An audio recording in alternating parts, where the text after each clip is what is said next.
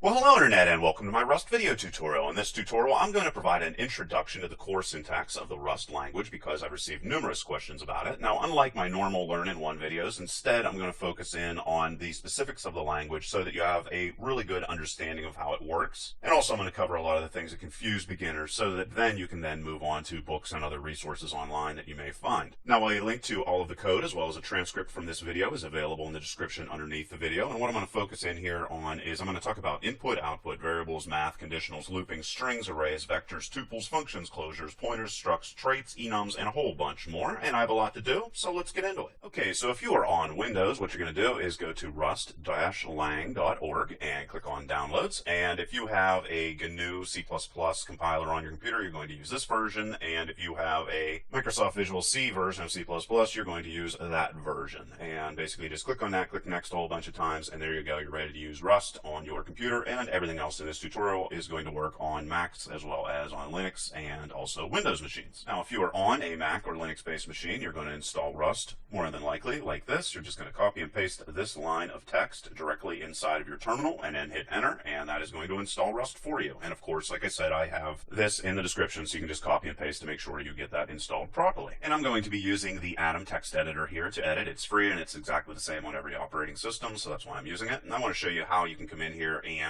install a package that's going to make it easy for you to use Rust. You're just going to go Packages, Command Palette, and Toggle. Install inside of here, and you're going to click on Install Packages and Themes. And then inside of this guy, you're going to type in Atom-language-Rust and hit enter. And you're going to see that Atom Language Rust shows up here, and there's going to be a little install button. Just click on that, and it will be installed, and then you'll be able to easily program Rust applications inside of Atom. All right, so now that we have that set up, let's start writing some code. Now, the very first thing that I'm going to do is come in here and install a module that's going to allow me to show you more about data types and how they work inside of Rust. And you can see all the different data types that are available to us. I'm just going to put a semicolon here in the end, and I'm going to soft wrap that so you can see all the code there on the screen at one time. I'm also going to install another module that's going to allow us to receive input from our users, and that's just standard in. Now, the main function is going to be the main function that executes whenever you execute your program, and how you create that is just go fn and main, and that's how you create all functions inside of Rust. And then we're going to come in here and just do a simple hello world type of example, because we have to always do that, and save that. And then you're going to come over here and you're going to compile, and I like to get rid of all the warnings, because if you don't do this, you're going to get warnings for every single thing, and that's not going to work. So how you compile is just go rust c and the name of your Rust application with rs for the extension, and a and warnings. And then after that's compiled, you can run the application, and you can see the hello world printed out there on our screen. We're going to use let to define all of our variables, and the data type will be guessed if you do not provide it. And it's very important to know that variable values by default are immutable inside of Rust, which means that those values can't be changed once they're set. So let's just go and create one and have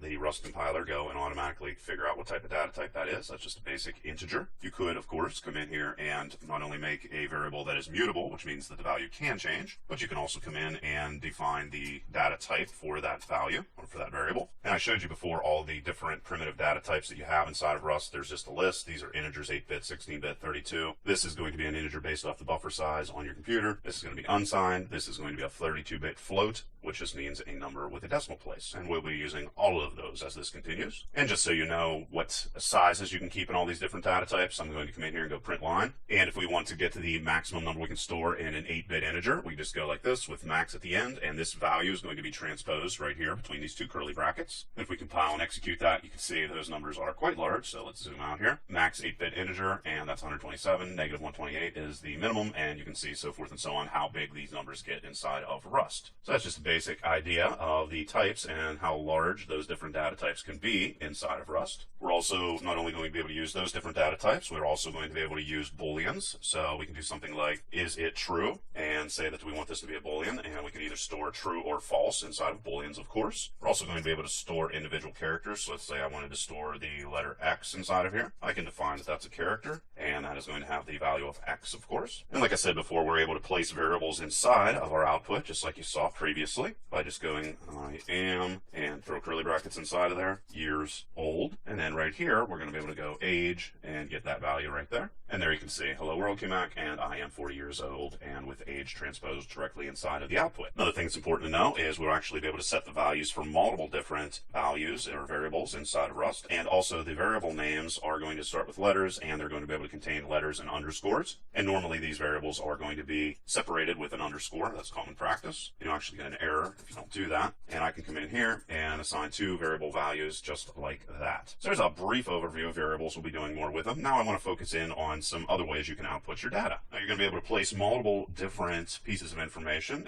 in different ways inside of Rust. So let's come in here and do something like it is, curly brackets, throw a 0 inside of there, that, curly brackets again, is, and throw that 0 there, and then we'll throw is it true inside of there, and let x, and we'll go and get those variables and throw those back in there. And then we're going to be able to run that. You're going to see right here, it is true, and it got to that true value from this guy right here. And then it also used true right there. So we're able to use indexes to load the different data over and over again for our output. We're also going to be able to output or change our output in multiple different ways. So let's come in here and let's say that we want only 2 decimal places to show up for data that we want to output on our screen. We could do 1.234 and provide 3 and just get 2 in exchange. Now let's go into a couple other different things here. We're also going to be able to output binary, hexadecimal, and float information. Just go binary and :B is going to get our binary data output, and hexadecimal is going to, if we throw a lowercase x, it's going to provide lowercase hexadecimal numbers, and then octal as well, or base 8, and we'll just do lowercase there, and we'll get the value for 10 in these different number bases. And there you can see exactly how those all print out right there. In regards to other ways we can edit or format our output, we're also going to be able to use named arguments as well as define white space with our data. So let's come in here, and inside the curly brackets, of course, we can put a named argument inside of here, and then we can define how much white space we want to put inside of there, and then outside of here, define our named arguments with our white space. And also we'd be able to pad our output with zeros if we'd like. Again, I'm just going to use the same named argument that I used previously, except I'm going to say I want to pad with zeros this time. And if we check our output, you can see right there how the white space was put previous to this, and here you can see where the zeros were transposed inside of there instead. So there's some ways that we can mess around with our data. Now let's look at some different math functions that are available to us inside of Rust. Now we're going to have all the basic mathematical functions that you're used to, so we'll be able, of course, to do addition inside of here, and then we just go 5 plus 4 outside of that. Likewise, we'd be able to do subtraction, multiplication, division, as well as modulus, which is going to give us the remainder of a division. And there you can see all those answers to those basic mathematical functions that we have. Let's come in here and define another. This is going to be a mutable variable.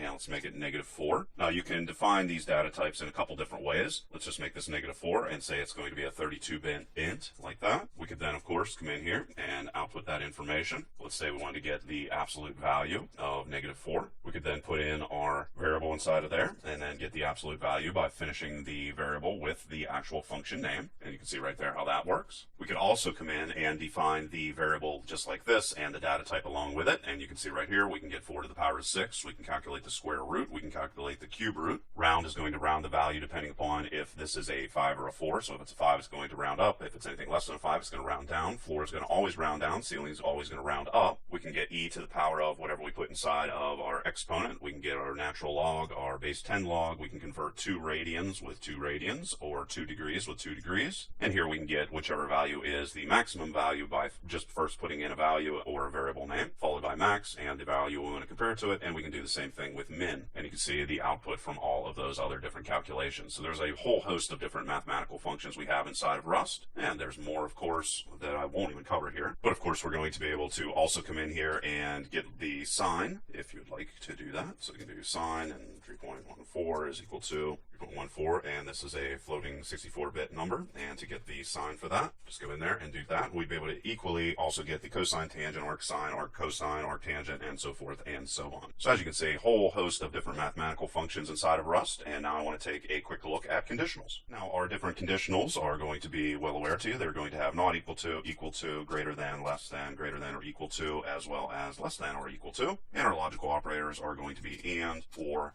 and not. that. And I'm going to show you how all those work here. So let's go and create a variable first, and let's just call this age old is equal to 6. And we can use our if statements here to say age old, and if it is equal to 5, in that situation, we are going to output some information on the screen that is going to say go to kindergarten. Else if is quite simple. We're just going to use else if, nothing funky here like in other languages. And here we'll compare a couple different values using the logical operators. So we'll say age old is greater than 5, and then we'll throw and inside of here. Of course, both of these conditions are going to have to be true for this to come back as true. So we'll say less than or equal to 18. And in this situation, we're going to perform a little bit of math. So we'll say go to and change this to grade, and then follow that up with that, and then we can come in and go age old minus 5, and that's going to get us whatever the grade the person should go to. And we could also come in here and go age old and do another one. We'll say something like less than or equal to 25, and I'm just using this as an example, of course. I'm not saying somebody couldn't go to school if they were in a different age group,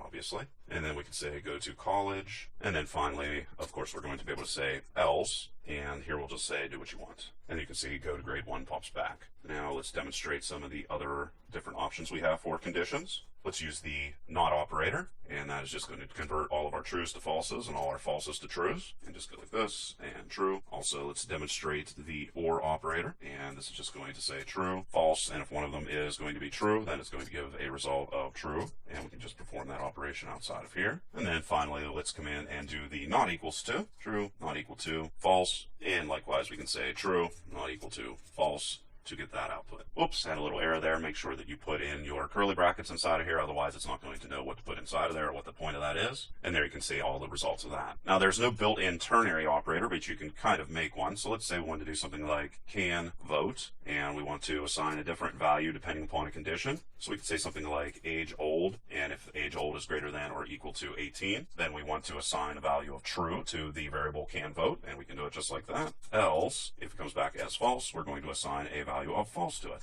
And of course, we're going to be able to come in there and output this information and throw can vote inside of there. And of course, don't forget to put your little equal sign in there. And if we execute that, you can see it comes back as a value of false. So like I said, a little rough overview of some conditionals and how we can use them inside of Rust. Now let's take a look at some brief examples on looping. Again, let's define a mutable value, and that's going to be x. And first I'm going to show you how loop works. Basically, loop doesn't have any conditions. You're going to have to put a condition to jump out of it. What I want to do here is I want to print out all even numbers. So I'm going to use an if statement here once again. I'm going to say if x modulus 2 comes back as being equal to 0, which means that it would be an even number. Well, then I want to come in and print that information on our screen. And let's just keep it simple, do that. And there's x, and it has to be mutable because we're going to be changing the value of x, of course.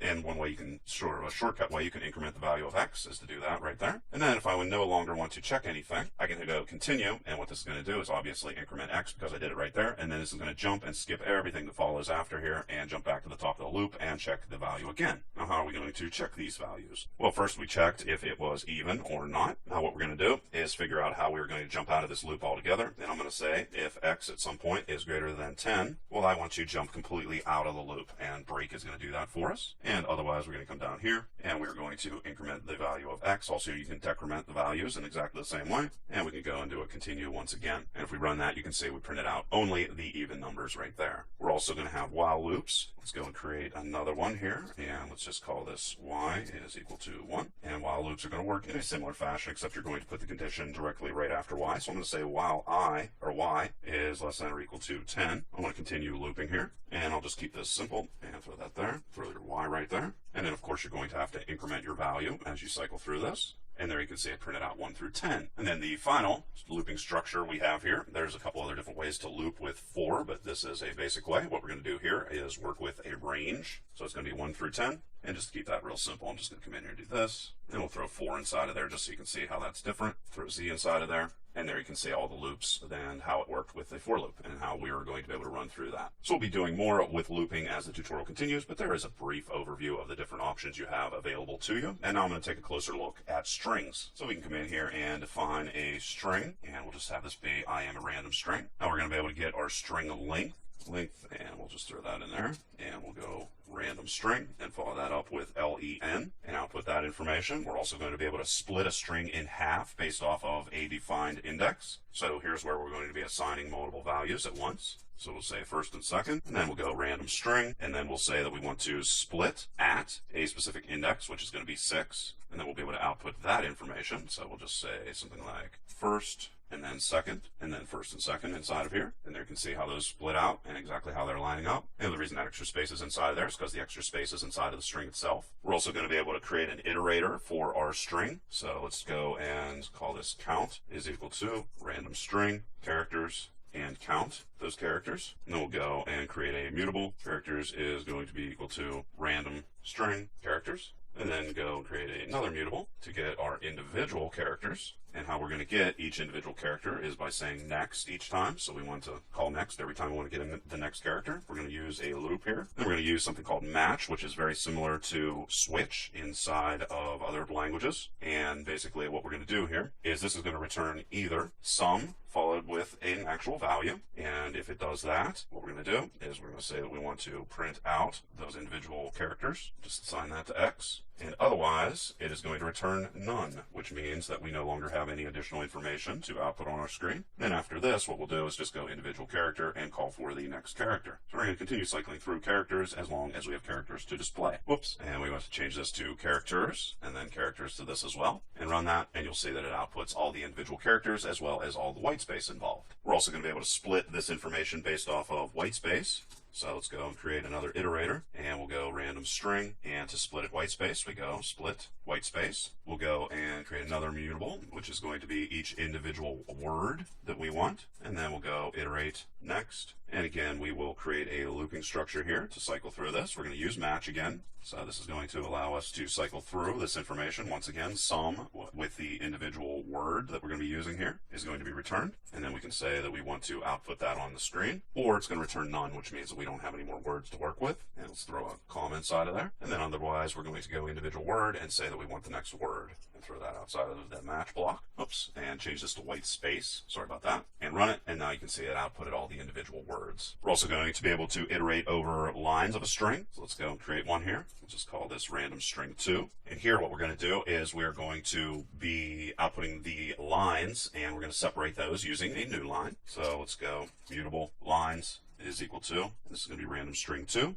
we'll call lines to get those individual lines of text, and to get our individual line, just like this. And again, we're going to do the same thing, lines next, and then we're going to loop through those lines of text and then output them. And we're going to use match again, just like we did previously. So individual line this time, and just like we did previously, sum is going to return a match for us, and here we can output those individual matches. Otherwise, it's going to return none if there's no additional information to output on our screen. And if that happens, we want to break out of it. And of course, we're going to continue checking for additional lines outside of the match, but inside of the loop. And there you can see that we printed out those individual lines based off of the new line. We're also going to be able to come in here and find a string inside of a string. So let's just do something simple here. And let's say we want to find the word best inside of here. We'll just go random string 2, and we'll ask it if it contains the word best. And you can see that that comes back as true. And that is a basic overview of some ways we can work with strings. Of course, we're going to be covering them more in further examples, but now I want to show you a little bit more advanced application where we're going to receive input from the user, manipulate it, and then provide different information depending upon a number guessing game which we're going to create. So we're going to do a couple things here. We are first going to name our loop so that we will be able to jump out of it. And I'm going to call this outer.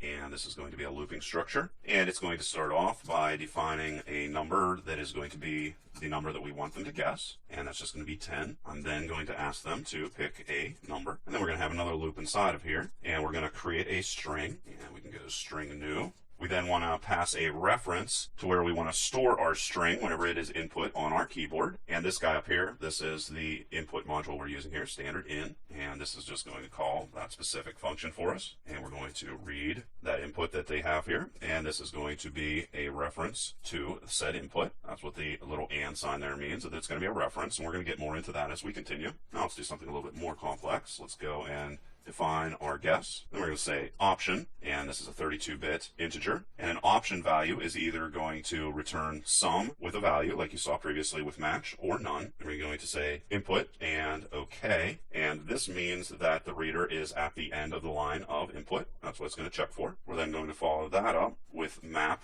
or, which is going to apply a default value or apply functions to a value. So we're going to say none here. Or what we're going to do is come in and trim off the new line that was put inside of here. And then we're going to call parse, which is going to convert this string to a 32-bit integer for us. And then there is OK again. Whoops, make sure you put the OK on the outside of that. And then after we have converted that into something we can use, we can call match and guess. And this is where the option part comes inside of here. We're going to be able to say if they don't have any information, well, we want to print a little warning that says enter a number. If they, however, did enter some information, we want to verify if it was matching our number that we wanted. We'll say if n is equal to the number we defined, that's the 10. Well, in that situation, we want to do a couple different things. We want to print out that they guessed the proper number. And then after that, we want to break completely out of our loop, which is going to be our outer loop, which we defined above. Remember, we put outer here with that loop, so we're going to jump completely out of the looping structure. And then let's cover some other potential issues. So let's say that they entered a number, but that number is going to be less than the number that we expected them to enter for us. So we're going to say print line, and we're going to tell them something like the number they entered was too low. Otherwise, let's go and throw another one in here. This is going to be too high. So if number is greater than the number that we have here, we're going to say too high. And then finally, we can handle any type of an error, underscore, and that guy right there comes from this guy right there. And that's going to, in that situation, we're going to say an error occurred. Oops, and an error popped back, and we're going to get rid of that by getting rid of that semicolon and putting in a regular comma. And also up here, we want to make sure we put 2 colons inside of there instead of just 1. And for our print line, we want to come in here and put in our exclamation point. Sorry about that. And execute. We put 1 inside of there, 2, 3, 100. If we type in just enter and nothing, it's going to say enter a number. And if we type in 10, it's going to say you guessed it and jump completely out of the code. So there's a little bit more of an advanced explanation of how to use Rust. Now I'm going to jump over and provide some examples on how we can use arrays. Now an array is just going to be a fixed size list in which everything in the list is going to be of the same data type. And we can just throw some items inside of there. And we can get to the array by our index, just going random array like this. And let's say we want the first item. This is a 0-based array. That's going to output that on the screen for us. We're also going to be able to get our array length, just like we did previously, just by coming in here and going len. And also, let's show you how to get a slice of an array. So for example, let's say we wanted to get the second 2 items in our array. Let's just go second 2. If we want to output an array, we're going to have to use this little guy right here, that colon with a question mark, and that's used for debugging this information. And here, we are going to get a reference to our array, and then define a range we want. So we want the second 2, so we're going to say we want to start at index 1, and then go up to 3. And if we execute that, you can see right here, that 1 is going to come back because we said we want the 0 index, and there's 1, length, there's 3 elements, and then right here we were able to get 2 and 3 by saying that we wanted the second 2 items inside of our array. So that's just the basics of arrays, and I leave it to you to go and check out the different functions that are available with arrays inside of Rust. There are a bunch of them, but I also want to focus in here now on vectors. Now, unlike arrays, a vector is going to be able to grow in size. So let's go and create a vector here. How we define them is go vec like that, and just like that, just similar to arrays anyway. And let's go and get the index. So let's say we want something like item 2 from our vector. This, of course, is going to change to a vector 1. And you want the second item, well, we'll just put in a 1 inside of there. We're also going to be able to iterate through arrays with for loops. So we can say for I in, and we're going to use a reference to our array. We're going to get more into how these references are used and why they're used. Just know that we're going to use those when we are not using primitive values, and primitive values are all these guys up here. Let's go and create this, and let's go and output vect colon, and I is going to get all those individual values. We don't need to do anything else with it. And we're also going to be able to push items onto our array, push items onto the end of our array, just by saying push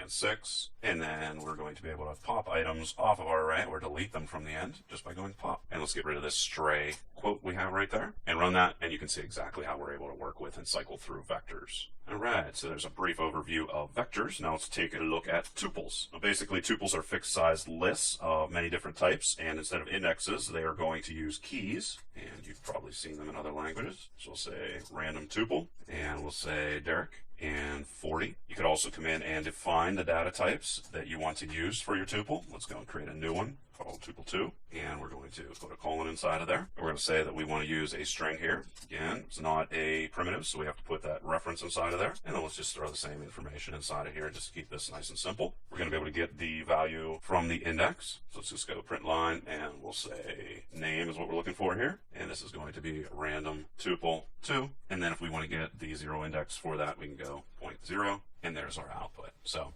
again, once again, brief overview of tuples. Much more to find out, just wanted to provide you with basic information. So now we're going to do something a little bit more complicated. We're going to start creating some functions. You're going to create your functions down here outside of the main function. So I'm going to create a function. Again, I'm going to use fn, and this guy right here is just going to be say hello. It is going to receive an attribute of name, and you're going to have to define what type of attribute that's going to be. It's going to be a string. Again, it's not a primitive, so we're going to use a reference here. And this guy's just going to print out hello, followed by whatever name you passed inside of here. So we'll just throw name inside of there. And then we can call that just by saying say hello inside of the main function. And then we'll throw Derek inside of there. And when we execute, hello Derek pops back. So let's do something a little bit more complicated. Let's say that we want to receive 2 values and return 1 value. We're going to add these values. So we'll call this get sum, and we're going to get number 1. Again, we have to define what it is, 32-bit int, and num2, and this is going to be a 32-bit int as well. Going to then define what value you're going to be returning, which is going to be a 32-bit integer. And if you do not put a semicolon at the end of your function, this is going to be the value that you automatically return. So you don't always need to use return, but you can use return, as you'll see here in a moment.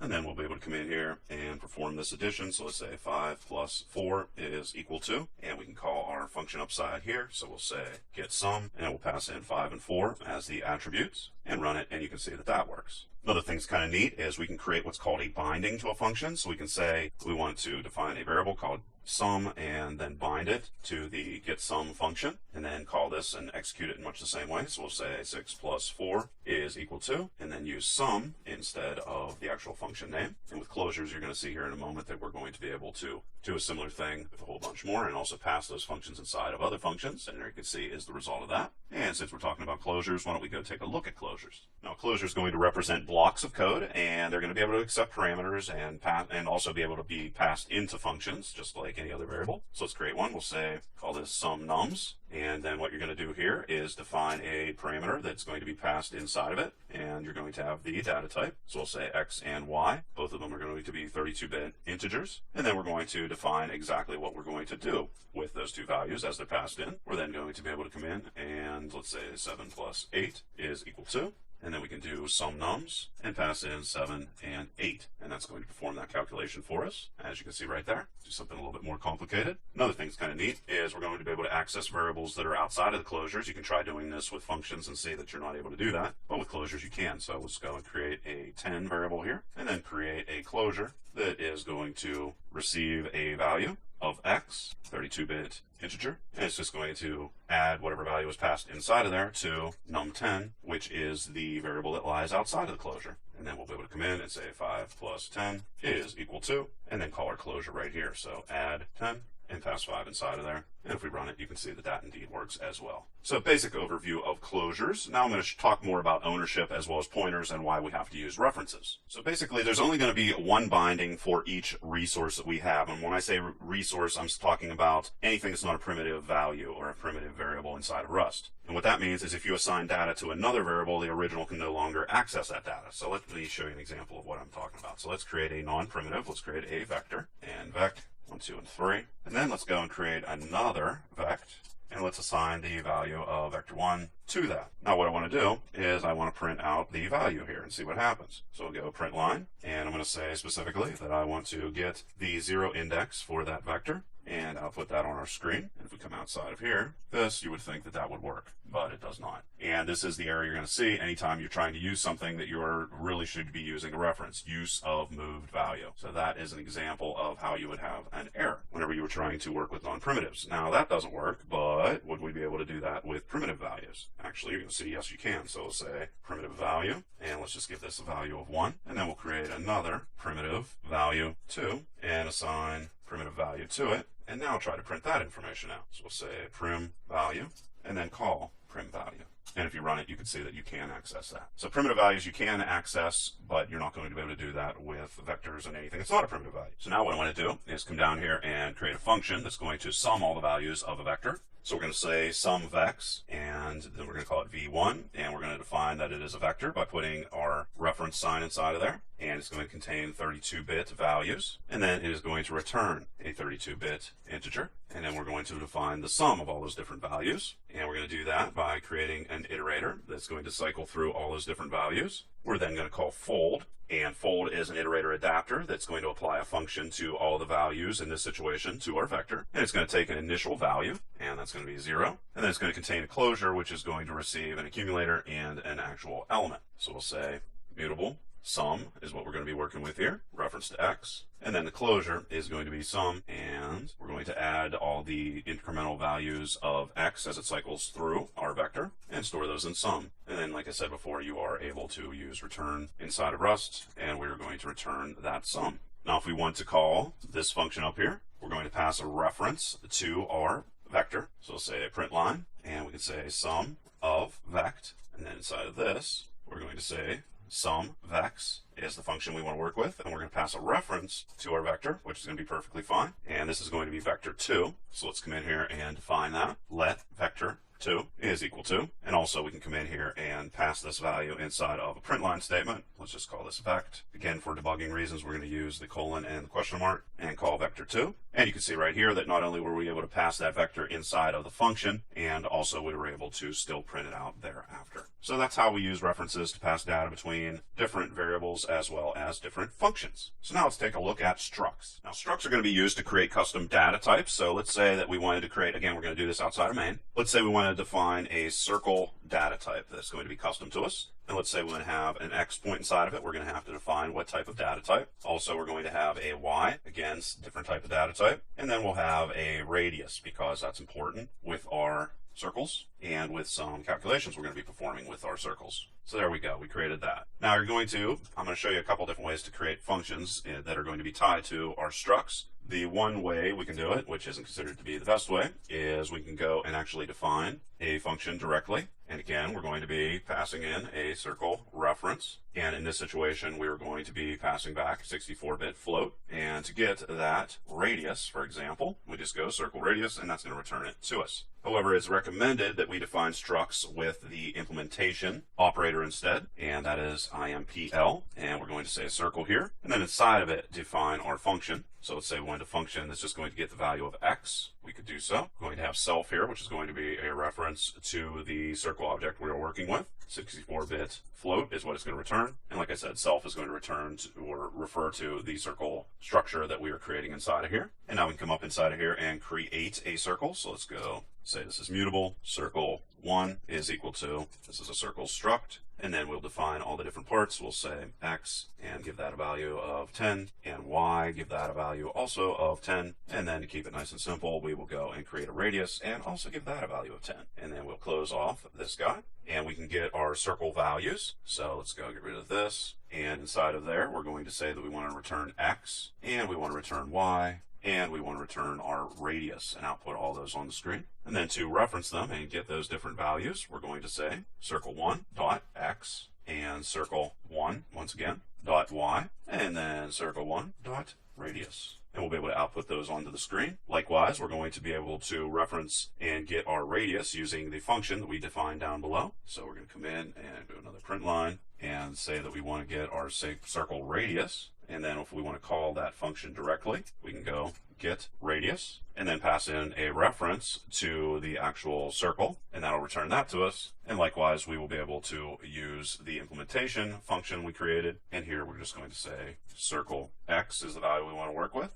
And what we want to get out of it, we're going to say circle1 and get x is the function we're specifically going to call. Compile and run. And you can see that we were able to get the radius and also get the value of x, and the different ways we were able to get that, either by defining this function directly or by using the implementation option that's available to us. Now we're going to also be able to use something called traits, which is going to define functionality that a type is going to provide. So let's come in here and let's create another struct, and this guy is going to be a rectangle, and a rectangle is going to have a height, which again, 64-bit float, and a width, which is also going to be a 64-bit float. and you're going to use traits much like you use interfaces in other languages. So let's say that we want to calculate the area for both rectangles as well as circles. We're going to say has area, and then we're going to define a function. Area is going to receive the struct we're going to be working with here, our custom data type, and it's going to return a 64-bit result to us. And now we can implement that has interface for both of our structs. So we'll say implement has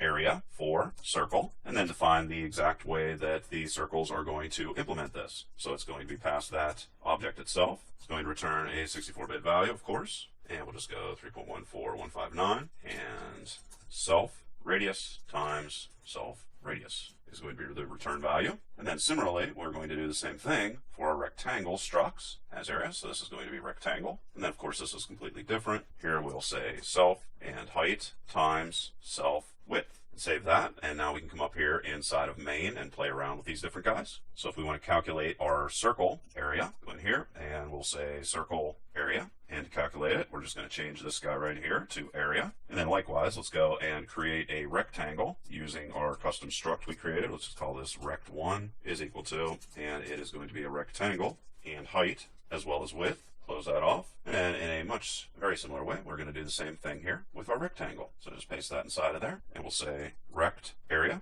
And then to get the rectangle area, we'll go rect1. And if we run it, you can see that indeed we were able to get our circle area as well as our rectangle area. So a whole lot of information there. And now I want to take a look at enumerated types to finish it off. Now an enumerated type is going to have one of several values. So we're going to create an enumerated type here, and we're going to call it hero. And we're going to say they can have a value of fast as well as a value of strong. And in that situation, it's going to also contain a 32-bit integer. And also we'll be able to come in here and go info and define something like the superhero's name, which is a string, and the secret identity for our superhero, which is also going to be a string. We're then going to be able to define functions to work with these. So let's say we want to do something like get info, and this is going to receive a hero. We're going to use match again to perform different output depending upon what type of information we are receiving here. So we're going to say if we receive hero with fast, what we're going to say is we want to print some information out on our screen, and specifically we're just going to print the word fast out. Otherwise, if we receive hero with a strong attribute, we're going to get that value of I and use it in our output. So print line, and we'll say something like lifts whatever number of tons. Or if we're using info, we're going to get the name as well as the secret identity for our hero, and we're going to print that different information out here on the screen, and then get the name and the secret identity for our hero. Throw in that little colon there. And now we'll be able to jump up inside of main and actually define these guys. So let's define the Hulk, and he is going to be a hero that is going to be strong. Now remember, it receives an integer, so there that is. It also come in and go Quicksilver, and he's going to be a hero that is going to be fast. And then finally, we can go and define Spider-Man and give away his secret identity with info. And here we'll pass in name, which is going to be his personal, or his name, whatever, his superhero name. And we're going to have to, however, convert this from a string literal into a regular string. And to do that, we go to owned. And then likewise, we can come in and go and define his secret identity, which is going to be Peter Parker, to owned, close that off. And then we'll be able to call our getInfo function that we defined, pass in Hulk, and also get info and pass in Spider-Man to see the different results we get. And whoops, put tons right here, and it's supposed to be outside of that area. So we'll just go like this, get rid of that, and throw tons inside of there. And if we run it, you can see that the Hulk is going to lift 100 tons, and Spider-Man is Peter Parker. So there you go, guys. That is a rough overview of Rust, an introduction anyway. Hope it helps a lot of guys out there, because I know there are no books on Rust, and the documentation is considered kind of weak. So hopefully I helped you guys out there understand the language better so you can move on from here. And like always, please leave your questions and comments below. Otherwise, till next time.